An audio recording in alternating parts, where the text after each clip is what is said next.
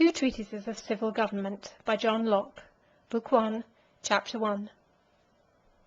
Slavery is so vile and miserable an estate of man, and so directly opposite to the generous temper and courage of our nation, that it is hardly to be conceived that an Englishman, much less a gentleman, should plead for it. And truly, I should have taken Sir Robert Filmer's Patriarcha as any other treatise, which would persuade all men that they are slaves, and ought to be so, for such another exercise of wit as was his who writ the encomium of Nero, rather than for a serious discourse meant in earnest, had not the gravity of the title and epistle, the picture in the front of the book, and the applause that followed it, required me to believe that the author and publisher were both in earnest. I therefore took it into my hands with all the expectation, and read it through with all the attention due to a treatise that made such a noise at its coming abroad, and cannot but confess myself mightily surprised that in a book which was to provide chains for all mankind, I should find nothing but a rope of sand, useful perhaps to such whose skill and business it is to raise a dust and would blind the people, the better to mislead them, but in truth not of any force to draw those into bondage who have their eyes open, and so much sense about them as to consider that chains are but an ill wearing, how much care soever have been taken to file and polish them. If any one think I take too much liberty in speaking so freely of a man who is the great champion of absolute power, and the idol of those who worship it, I beseech him to make this small allowance, for once, to one who, even after the reading of Sir Robert's book, cannot but think himself, as the laws allow him, a free man, and I know no fault it is to do so, unless any one better skilled in the fate of it than I should have it revealed to him that this treatise, which has lain dormant so long, was, when it appeared in the world, to carry, by strength of its arguments, all liberty out of it, and that from thenceforth our author's short model was to be the pattern in the mount, and the perfect standard of politics for the future. His system lies in a little compass. It is no more but this, that all government is absolute monarchy, and the ground he builds on is this, that no man is born free.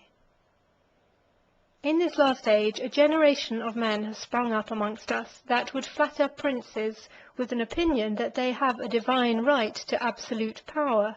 let the laws by which they are constituted and are to govern, and the conditions under which they enter upon their authority, be what they will, and their engagements to observe them never so well ratified by solemn oaths and promises.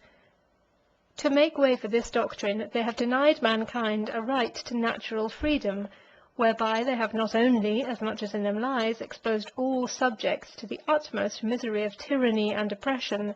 but have also unsettled the titles and shaken the thrones of princes. For they too, by these men's system, except only one, are all born slaves, and by divine right are subject to Adam's right heir,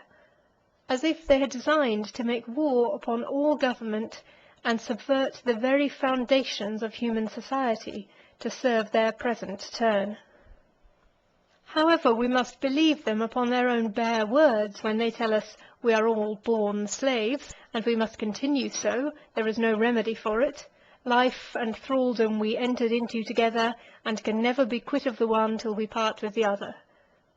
Scripture or reason, I am sure, do not anywhere say so, notwithstanding the noise of divine right, as if divine authority had subjected us to the unlimited will of another. An admirable state of mankind, and that which they have not had wit enough to find out till this latter age. For, however Sir Robert Filmer seems to condemn the novelty of the contrary opinion, Patriarcha, page 3, yet I believe it will be hard for him to find any other age or country of the world but this, which has asserted monarchy to be jure divino. And he confesses,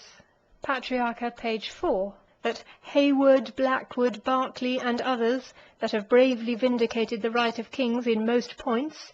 never thought of this, but with one consent admitted the natural liberty and equality of mankind.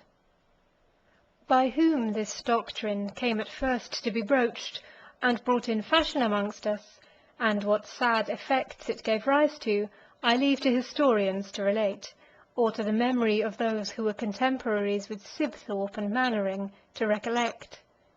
My business at present is only to consider what Sir Robert Filmer, who is allowed to have carried this argument farthest, and is supposed to have brought it to perfection, has said in it.